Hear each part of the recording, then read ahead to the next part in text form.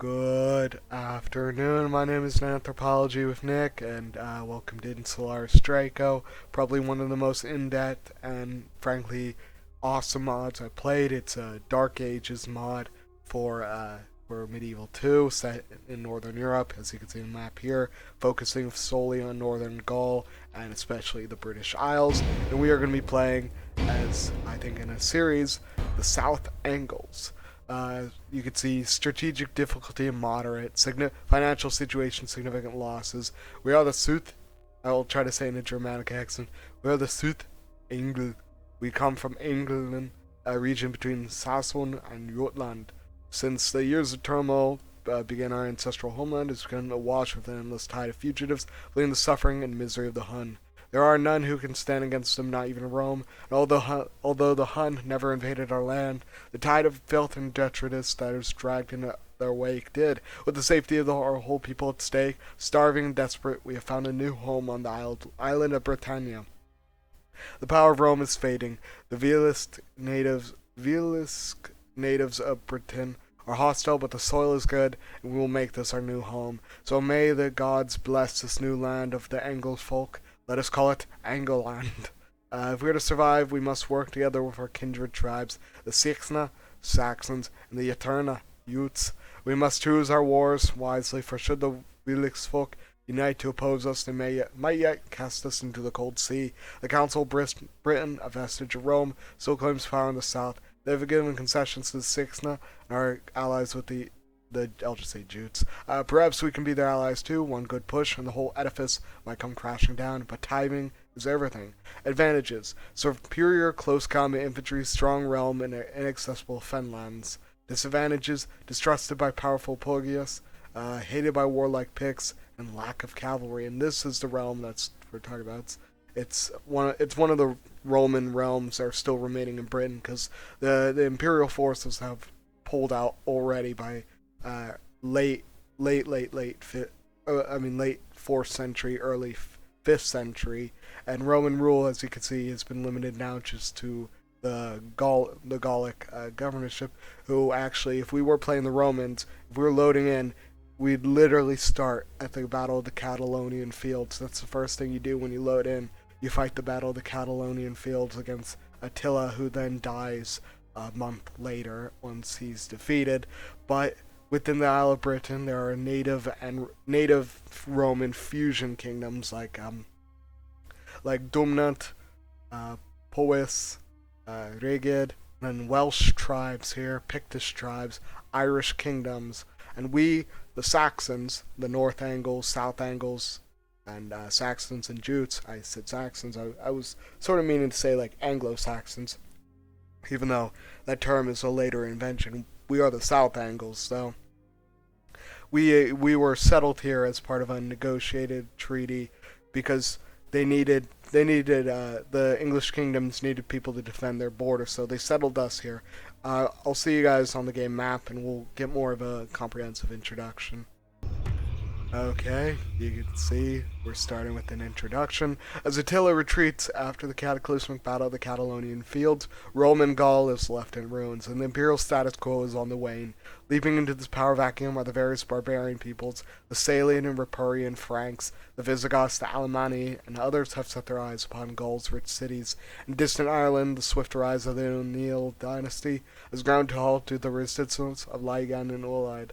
Logiar MacNeil may hold the ceremonial capital of Limar, that might be Tamar, but his high kingship is widely opposed. Ireland may be remote, but it's not cut off from the world. British missionaries are slowly but surely converting the ruling class to Christianity, and return Gaelic raiders to plague the coast of Wales and Cumbria. The former imperial province of Britannia, left to its own devices decades ago, has been divided among the Civitates, with the powerful king Vortigern possessing much of what lies between the Severn and the North Sea. What will become Wales, Gwynedd, is founded with an aid from the Irish settlers of taking advantage of this power vacuum. And Demir is even ruled by them above the Humber, the petty kingdoms of the Old North, each vie for supremacy to see who succeed the old confederation, the Brigantes. Beyond Hadrian's walls, Caledonia, a fragile balance exists between Brittonic and Pictish petty kingdoms, while the Western Isles, the Gaelic settlers of Dalriada, are emerging as a new threat. On the island's southeastern shores, however, strange tribes have set foot who stand decisively tip the balance in favor of chaos.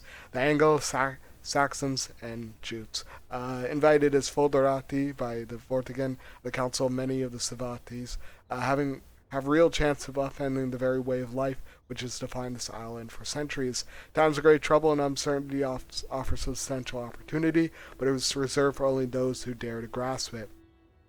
Will you extinguish the guiding light of Rome, or will you preserve it? Who will be the Arthur? Who will be Clovis? Shall there be Bretwalda, or shall there be an Insularis DRACO? And then we'll get another introduction. The Angles of Southern Britain. Sus Anglia. You have chosen to lead the Southern Angles to greatness by attempting to become the foremost king of the Anglo-Saxons, or Britannvilda. To pass through the 3 levels of kingships, find the Anglo-Saxon kingship trait in your faction leader's trait list. Complete the objective set there, and you will receive the new ones until you reach the highest level. The Angles are the direct ancestors of the English. Indeed, the word for England in Latin is Anglia, and in many other languages, e.g., example, Angleterre, which is French.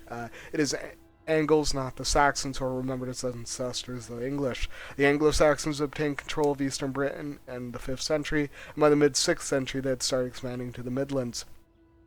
After a 300-year war of conquest, they had confined the native Britons, or so as they call them, Vilis, to mountainous fastnesses such as Wales and Cumberland, or the craggy coasts and moors of Devon and Cornwall. After uniting England by the 10th century, the English kingdom was the richest realm in Europe. The Norman conquest of 1066 replaced the upper echelons of society and transferred the isolated inward-looking nation into an aggressive expansionist European state that came to rule most of France, Scotland, and Ireland by the 12th century. After losing her European possessions, England looked west and colonized New England and Newfoundland, territories which were to become the United States of America and Canada respectively, even as far as Africa, Australia, India, and Malaysia. For a brief period between 1918 and 1939, the English would rule the largest empire ever known in history. So, you got big shoes to fill, but also economy. This mod's gameplay differs somewhat from that of vanilla Medieval 2. Total War, for 1, unit upkeep is uncommonly high, especially for elite units. Your starting forces will be sizable and heating mix of elite and commoner units. It'll be tough to maintain multiple standing armies at start, but through either thriftness or constant conquest, more importantly, lucrative plunder, your war chest will be able to sustain more. The importance of sea-based trade and travel incidentally has been greatly increased, and the trader agents are more lucrative than usual. Kingship, a concept which has really started to take shape during the era covered by INSULARIS DRACO, i.e. the 4th to 7th centuries, was that of kingship. In this mod, you will be able to navigate your faction leader through different stages of kingship by checking his character trait list and finding his kingship level. Apologies. The trait description will teach you how to go about improving it. These traits are unique to each culture and will influence your diplomatic standing and how your FC sees the world. Let me see. Legitimacy, bloodlines, and social strata. Vanilla Medieval Total War's authority, an attribute only your faction leader can have, which inspires loyalty, has been renamed to legitimacy, has been vastly increased in importance. It's harder to come by, and the effects of a king without it are quite devastating. Nobles and lowly army commanders left without a general will quickly rebel, especially when left in enemy territory. One character trait which contributes to legitimacy is the noble bloodline trait, which is only transferable from father to son. Each faction has a few major noble houses which can claim descent from legendary figures, ancient tribes, or even gods. These dynasties and their genealogies have been exhaustively researched, and I have tried to represent them as completely as possible with the confines of what is possible in this game.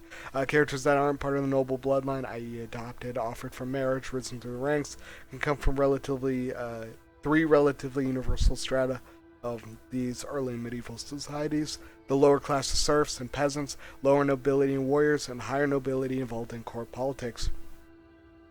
These social strata are expressed in cultural specific character traits that come with several bonuses and malices. Battles. The battle gameplay of INSULARIS DRACO has been retweaked to better resemble the warfare of late antiquity and the Dark Ages. Most casualties will fall during the missile and rout stages of battle, and less during the actual melee engagements. Many units have been given the famous early medieval formation of the shield wall, but the charge-boosting war cry is also popular. It is quite unusual for most infantry units to have a few missiles like javelin. Quite usual, few missiles like javelins or Francisca axes to throw before charging in. Precursor throw has been disabled for all units, so you have to alt-click to force them to use their secondary melee weapons. All round unit speed has been increased for faster maneuvering, but the overall length of battle is rather long because the melee attack has been decreased in all units, and morale is higher than vanilla Medieval 2 Total War. Local recruitment.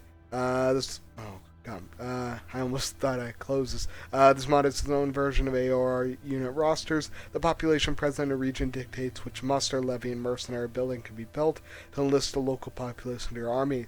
The campaign map includes clear indicators of which communities are present in the shape of hamlets, steeds, manors, villas, etc. They are dotted across the map with trade resources, and though they may not make your traders much money, they do make such local recruitment possible. Be careful with the construction of these type of buildings, because your settlements will suffer from both public and religious unrest. Due to the importance of monastic culture in the era covered by this mod, Catholic monasteries are able to construct in regions where suitable Christian communities present. These buildings will yield a considerable amount of income, especially the foremost monastic communities of the era: Iona, Whithorn, Langkarfan, Marmoutier. Be careful to building those monasteries when a faction's official religion is in Catholicism. They trigger a nationwide conversion. State religion. Any faction has a number of religious buildings available to them, supporting a couple different religions, offering a variety of bonuses. It is possible to change your faction's official faith by constructing the largest available religious building in the cultural capital settlement. Every faction starts with at least one of these settlements already in its domain. This usually means a third or fourth tier temple to church. As a sub-angle, your available religions are heathenism and Catholic Christianity. So, let's see our settlements. We have a dynasty member over here. We're mostly settled over here, and up here we have, okay, those are our allies right there. Let's see also our units. We got like noble spearmen, let's see, dynasty member. Our armies are going to be pretty like small because this is the Dark Ages in Britain of all places, so we're not going to be walking around with massive stacks. Speaking of that, I think heir to the Midlands, so we are in the Midlands right here. Let's see if we have any agents. Okay, there we go. We got our king. You can see he's got the Sight and Who mask on. Heathen, warlord, fearsome enemy. This man could lead others to death, glory, and victory. Let's see, master trader, superb administrator. Blood of Caesar. This man belonged to the East Anglo bloodline of Caesar, son of Woden, a legendary Anglian lord who said to have been the first king of the Romans before he was betrayed. Caesar's ancestors, the North folk, have settled in Britannia. So, basically, I think this is saying we're descendants of Caesar and petty Anglo-Saxon king. This man is seen of a powerful Anglo-Saxon nation. He's important, he's wealthy, he's feared, all to some degree. In many circles, he's seen as a rigorous petty king, among many others vying for supremacy. To achieve the next level of kingship and be named Mayor Theoden. Actually, that's I know that's Anglo-Saxon letter. It should Theoden. I think that's like the th sound. Mere Theoden, renowned ruler. He must hold at least 15 settlements. So that's cool. Let's get a messenger. Let's say economically.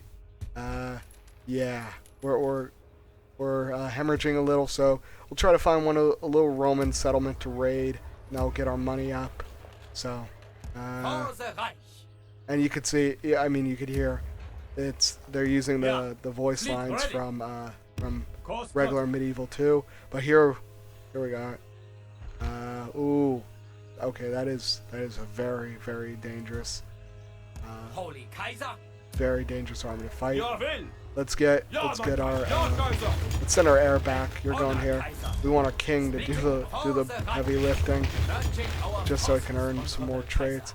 We have border dwellers, which they can make a shield wall, but let's see. Border Dwellers Danga is a powerful throwing spear. I'm trying to find the description where it says why they're called Border Dwellers. Large number. I guess they used to be part of. I don't know. Dark Ages brand is not my specialty, but we have another dynasty member up here. We're gonna try to. I'm gonna try to get these little like settlements that we don't have under like a governor. Take a more financial route.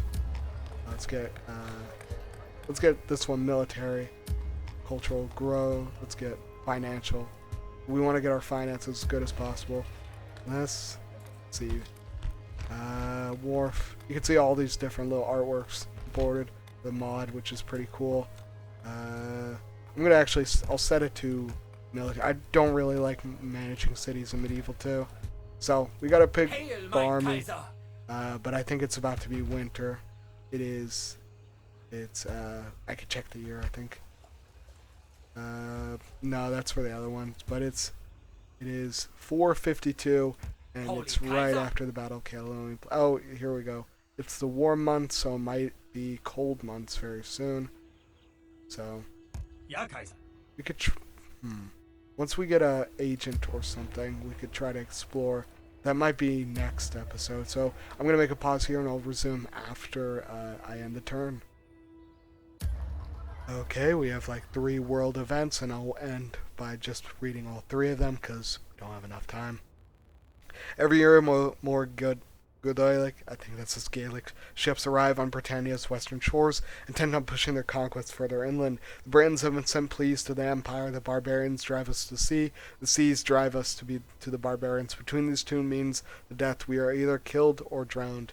For the last couple of centuries, the Gaelic raids become more frequent and more brash. Every year there seems to be new pillaging expeditions, a new village founded, a new monastic settlement slaughtered. These Druidist barbarians know no rest and are determined to leave us none either. The fact that several of their petty kings and their dynasties have already been converted to the Christian cause does not seem to make a whit of difference. The Lygan, whose king Crimthan Mac Aina was baptized by St. Patrick himself, regularly pestered the noble kingdom of Gwynedd. When Patrick died, celebratory raids in Britain were held by all kings of the Irish. The southern Paramumu set its settler sites upon the western British Severn estuary and harries the shores of Cornwall. In the north, the Dalratia encroach upon the sovereignty of the Pictish kingdoms of Urunup, and the recently Christianized Ulide terrorized the western shore of northern Britain, guarded by the kingdoms of Altclut and Ricket. While the Ulnile hold the Isle of Man, the Connacht momentarily have no raiding parties on British shores, but they will not miss out on for long. Besides, every important event in Irish culture is the perfect occasion for a raid on Britain. To put an end to this terror, the leader of the councils of the Civitates of Britain, King Guthorgyn of Hlogas, has allowed Germanic settlers to settle on the southeastern shore of Britain. They've been offered a feudus, a treaty where they supply the Britons with eager mercenaries and the Saxons, the Jutes and Angles with rich lands. It's been a controversial decision. It's caused widespread rebellion against the unlucky Guthorgyn. Whether it will turn out to be a wise idea to contact the Saxons is yet to be decided. It certainly feel like an immoral defeat since Britain's shores were, for 200 years, constantly plagued by these very Saxons. And then Teutonic settlers, same thing. In the south, the Jutes were given land on the Isle of Thanet by the Council in Britannia. They have set their covetous eyes upon the capital of the Kingdom of Sient. To the west and north of Saxons have established footholds. They threaten to overwhelm the southern strongholds of Ciarán and Anderythum. On the eastern shores, 2 Anglian peoples have settled. The South Angles has taken up residence in the passable marshland where the once Iceni ruled. They have grown quickly into a menace to be reckoned with for Pogus. I'm pronouncing it every time differently. In the former Principality of Diafir, serving the powerful kingdom of Ubroch to the north, or the North Angle. For the moment, these barbarians act as foederati to ward off the bounds of Gudatin and plunderous Picti, but the strange alliance between Angle and Britain is tenuous and brittle. It will not survive many harsh northern winters. And then, let's finish with this, a time of saints and druids. In an age where legend and history collide, the struggle between those who cleave to the old gods and those who propagate the new Christian God is reaching a furious crescendo. Some say that Christians have not forgotten the mysteries, but they have found them too difficult. They say the Christians want a God who will care for them, will not demand that they struggle for enlightenment, but who will accept them just as they are with all their sins and take away their sins with repentance. The followers of the old God say is not so, it will never be so. But perhaps it is the only way the unenlightened can bear to think of their gods, and since the view of a god is what shapes the reality, so it shall be. The old gods were real while mankind still paid homage to them and created their form for themselves. Now they'll make for themselves the kind of god they think they want, the kind of god the Christian deserves. Perhaps the pagan laments that this is the only thing the priests do not know. With their one God and one truth, there is no such thing as a true tale. Truth has many faces, and the truth is like the old road to Avalon. It depends on your own will and your own thoughts, whether the road will take you, and whether at the end you will arrive at the holy isle of eternity, or among the priests with their bells and their death and their Satan, hell, and damnation. The most of Britain, the old religion is now but a faded memory maintained only in the names of rivers and groves and the stories mothers tell to wide-eyed children. Amid the collapse of the Roman administration, there's a renewed activity as two druids in Midderden prowl the wilder parts trying to restore what was lost. It is only in the northern lands of the Picts that the old religion still flourishes, but even here it faces inroads from missionaries. In Ireland, once the bastion of the old religions, the pagans face a crisis. The saints Palladius and Patrick are busy destroying the old religion, and frequently druids who should have opposed the three-headed god movement has abandoned the old gods in favor of the new and been ordained as priests. All these emergent religious characters wield great power and influence, and they move into the realm. Will they help you rule over your people, or will they provoke a crisis? We also have a seasonal report. We are doing horribly economically. It's out, like, yeah, we're gonna have to probably like delete some units just because we're hemorrhaging so much fucking money. That's a lot better for our finances. We're coming back, and I think we're gonna try to just take the settlement next time. We're gonna try to besiege it. It is winter months, the cold months, so I think we'll start next time. We'll try to take the city of Visibek, and they'll connect our lands, making us look very nice on the map. We already have 1, 2, 3, 4, 5, 6 settlements, so we only need 9 more. So I'm Anthropology with Nick. I'll see you guys next time.